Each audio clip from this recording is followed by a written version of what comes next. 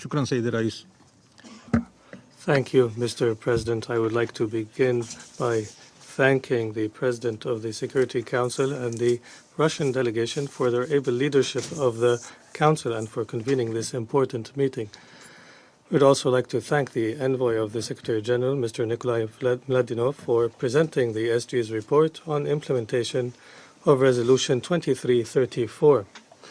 I would also like to welcome His Excellency Minister Ayman al-Safadi, Minister of Foreign Affairs of the Hashemite Kingdom of Jordan. Mr. President, we have listened today to the report, the 10th report of the Secretary General on implementation of Resolution 2334. Unfortunately, it only includes more crimes and violations and illegal Israeli arbitrary policies. It is not promising in terms of any progress in implementation of the provisions of the resolution, just like previous reports.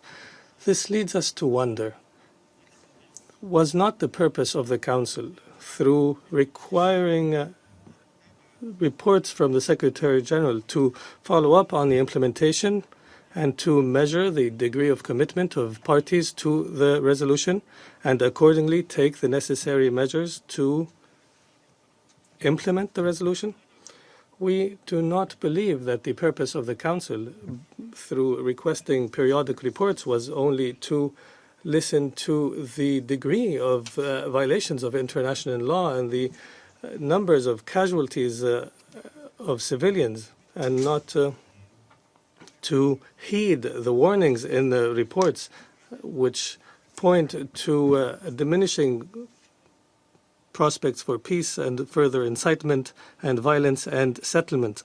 We do not expect in the next SG report to hear of any positive steps towards implementation of 2334, so long as there is no motive or deterrence that would lead Israel to reconsider its military occupation of our Palestinian land and to cease targeting civilian Palestinians and to reverse its expansionist, colonialist settlement activity, which ends all hope to end occupation of our territory and makes the two-state solution on the 1967 borders almost impossible. Mr. President, Israel has not committed itself to the resolutions of this organization and did not ever respect the rights of the Palestinian people and never recognized the Palestinian people's natural right to self-determination and to establish their independent free state. And with arrogance, it continued to violate international law and international resolutions without any regard. It believes it enjoys an exceptional status that gives it the right to attack the rights and territories of others, and that protects it from criticism and accountability. Israel's disregard for the rights of the Palestinian people and for the security of the region as a whole has reached the point where our precious territories are presented as gifts to bribe extremist right-wing Israeli groups to gain their votes. Netanyahu's declaration that he intends to annex land in and north of the Dead Sea is only a confession of the crime. Will he live with impunity? Israel's attempts to change the demographic composition of our lands since 1967, including of East Jerusalem, are illegal attempts, and they are rejected, and they will not change the legal status of Palestinian territories as occupied territories, and it will not legitimize the occupation of our land. The intention has become revealed. It is to loot land by force and to displace Palestinians forcibly and to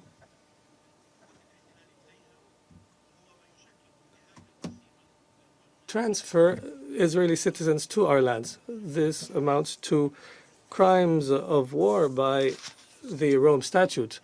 Israel is the occupying power. It imposes an illegal seizure of the Gaza Strip and builds a racist wall in the West Bank and isolates East Jerusalem and is deliberately murdering nurses and journalists and kidnaps children in their beds or snipes them in the head or heart.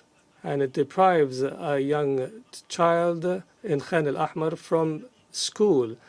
And it demolishes family homes in Sur Bahir and deprives a young man from Gaza to travel abroad to continue studies and deprives a woman from receiving health care and deprives a man from praying in Jerusalem and protects settlers who have hijacked Palestinian homes.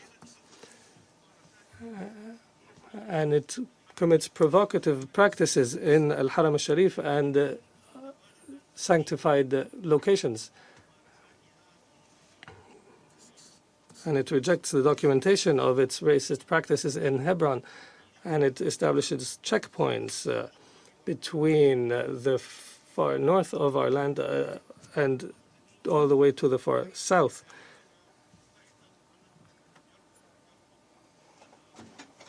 And it searches for men and women who search to reveal its crimes and jails them.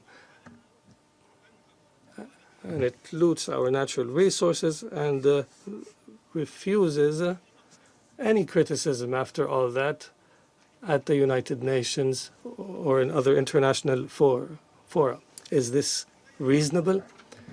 And the matter continues. The occupying power, Israel, creates new facts on the ground with the purpose of changing the nature of the final solution and seeking to subjugate the Palestinian people and to evade implementation of all bilateral agreements that have been signed and forces more absurd conditions. And in the end, the Palestinian people are required to be realistic and accept what remains to be offered, as though we can believe that this is the road we must take in order to achieve a fair and lasting peace between the peoples of the region and to protect the life of future generations in security. Is there anyone here who accepts such a settlement? Our rights are not only aspirations, and they are not offered for compromise. We are a dear, proud people, and our land is precious, and our just cause is not up for sale. Mr. President, in fact, a peace plan that does not consider Israel's presence on our land an occupation and that considers international resolutions obsolete and old, and to expect that the international community in total will expect from the Palestinians to accept this situation is in fact a condition that contradicts the requirements of peace. Any serious negotiation process must be based on ending the occupation that began in 1967, including occupation of East Jerusalem, within a determined time frame and with the aim of addressing all aspects of a final settlement within all the agreed deals and resolutions at the United Nations and in Madrid, including the principle of land for peace and the Arab Peace Initiative and the roadmap of the Quartet based on the two-state solution and establishing an independent Palestinian state on the borders of 1967 with East Jerusalem as its capital under international sponsorship, as per President Mahmoud Abbas's statement before your August Council in February 2018. This is not a Palestinian condition or an argument, as some claim, to evade dialogue and to reject negotiations and to prevent peace. This is the settlement that the entire world agreed to. And today we renew our acceptance of this solution. This reference of international law for negotiation is a requirement of common sense that is imposed on any negotiation process and any political initiative to resolve any conflict. The Palestinian question must not be an exception, and it is not reasonable that international resolutions be selective in application based on narrow interests. While important, it is not enough to proclaim there is no plan B. We need to identify the means for plan A to prevail. And we need to beware of the alternative reality Israel is creating on the ground. Let us probably name it to be able to combat it. It is not a one-state reality, it is an apartheid reality. The will of the peace builders needs to triumph over the will of the bulldozers.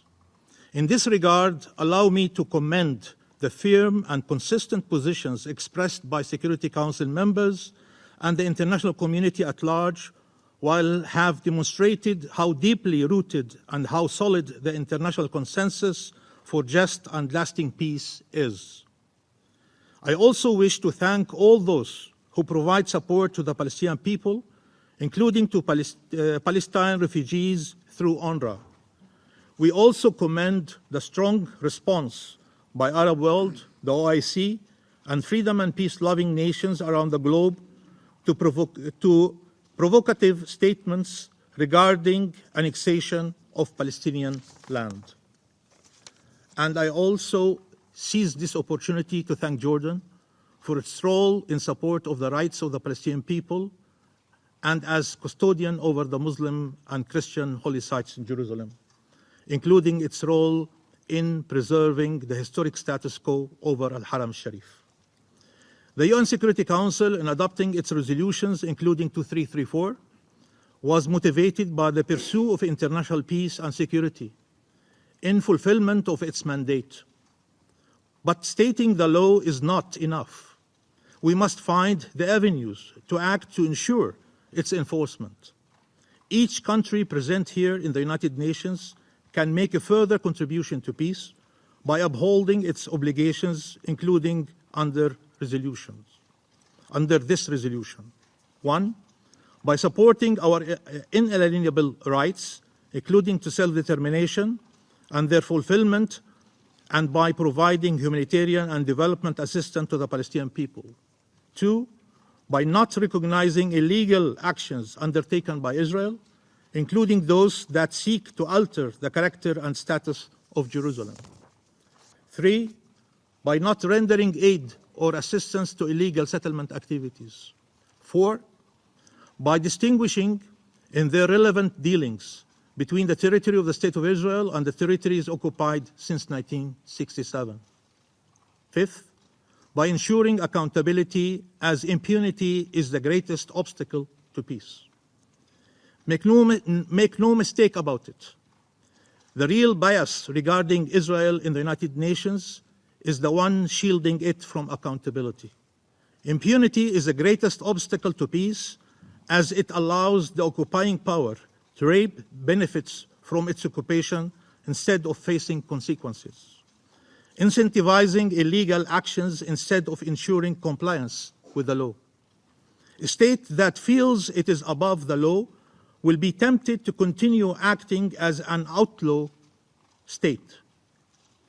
For the sake of peace, and for the benefit of all peoples of the region, and for the authority of international law, we need to urgently and collectively act to change course, restore hope, and achieve a just and lasting solution to the conflict. We seek justice, not vengeance, freedom, not conditional liberty, peace, not apartheid. Thank you, Mr. Chairman.